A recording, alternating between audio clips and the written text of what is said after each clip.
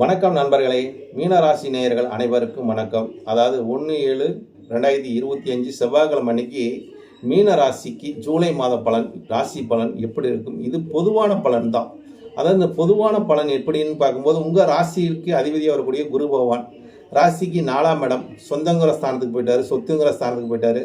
சொந்தமும் பிரச்சனை, சொத்தும் பிரச்சனை, வண்டியும் பிரச்சனை, வாகனமும் பிரச்சனை, எல்லாமே பிரச்சனையாக இருக்குதுங்க அப்படிங்கிறாங்க. எப்படி பிரச்சனை இல்லாமல் இருக்க முடியும் மீனராசிக்காரங்க அப்படின்னு கேட்கலாம். ஏன்னா பிரச்சனையை கொடுக்கக்கூடிய கிரகமாக இருக்கக்கூடிய சனி அவர் ராசியிலே கும்மியை உட்காந்துட்டாருங்க. 2.5 வருஷ காலத்துக்கு உட்காந்துட்டாரு. அப்போ ஜென்ம சனிங்கும் போது நம்மளை ஆட்டி படைப்பார் அப்படிங்கிற ஒரு தன்மை இருக்குது. சனி இருந்தால் எதையுமே நிதானித்து செய்யணுங்க. எதுலேயும் அவசரப்படக்கூடாதுங்க. ஒரு வேலை செய்யறதுக்கு முன்னாடி பல பேர்த்துக்கிட்ட ஐடியா கேட்கணுங்க.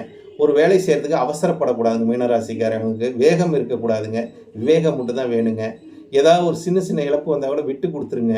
அவங்ககிட்ட வீண் விவாதங்கள் வேண்டாங்க. ஏன்னா நமக்கு தேவையில்லாத பிரச்சனைகளை நம்மக்கிட்ட வரும்.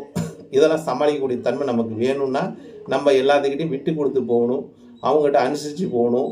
நம்ம கௌரவம் பார்த்தோமா, ஏன்னா மீனராசிக்காரங்களும் கொஞ்சம் கௌரவம் பார்ப்பாங்க. ஏதாச்சும் ஒருத்தர் ஏதாவது சொல்லிட்டாங்கன்னா மன வருத்தம் அடைவாங்க. ஏதாவது பழிவாங்கும் உணர்வுகளும் மீனராசிக்கார அதிகங்க. ஆனால் வெளியில் காட்ட மாட்டாங்க. மீனராசிக்காரங்களை எப்பொழுதுமே அவங்களுக்கு பிடிக்கலைன்னா வெளியிலேயும் சொல்ல மாட்டாங்க. அது ஒரு பெரிய விஷயம். அதே மாதிரி இந்த ராசிக்கு இப்போ இந்த காலகட்டங்கள் எதுவுமே ஒரு சிறப்பு நிலை இல்லை. அப்போ இந்த மாதம் எப்படி இருக்குன்னு பார்த்தீங்கன்னா, இந்த மாதமும் கோச்சார நிலையை பார்க்கும்போது 4ஆம் இடத்துல பார்த்தீங்கன்னா சூரிய பகவான் 6 கூடயே 4 இருக்காங்க. அப்போ 6 கூடயே 4 இருந்தால் சிறப்பான்னு பார்த்தா சிறப்பு இல்லைங்க. 4ஆம் அதிபதி 5ல் போய் வக்கரமாயிட்டார், அதுவும் சிறப்பு இல்லைங்க. அப்போ 5ஆம் அதிபதி 7க்கு போகிறாருங்க. சந்திரன் 7க்கு போனாலும் சந்திரன் பூர்வ புண்ணியாதிபதி 7க்கு போகிறாரு. அது கொஞ்சம் நன்மைங்க. ஏன்னா 7ஆம் இடங்கிறது ஒரு நட்பு ஸ்தானம், நண்பர் ஸ்தானம், மனைவி ஸ்தானம், மனைவி ஸ்தானம், கணவரண்டா மனைவி ஸ்தானம் அப்படிங்கிற சொல்லக்கூடிய தன்மை. அதெல்லாம் கொஞ்சம் அனுகூலமாக இருக்கும். கணவன் மனைவி உறவு நல்லாயிருக்கும். ஏன்னா 5ஆம் அதிபதியில் இருந்தால் கணவன் மனைவியை காதலிக்குது, மனைவி கணவனை காதலிக்குது. இந்த மாதிரி ஒரு அந்யோன்ய உறவை குறிக்கிங்க இந்த மீனராசிக்காரங்களுக்கு. அதெல்லாம் ஒன்றும் பிரச்சனை இல்லைங்க. இவங்களுக்கு பிரச்சனைன்னு பார்க்கும்போது எது பிரச்சனைன்னு பார்த்தா சனி லக்கணத்தில் உட்காந்துட்டார், அதுதான் பிரச்சனை. ராசியில் உட்காந்துட்டார், அதுதான் பிரச்சனை.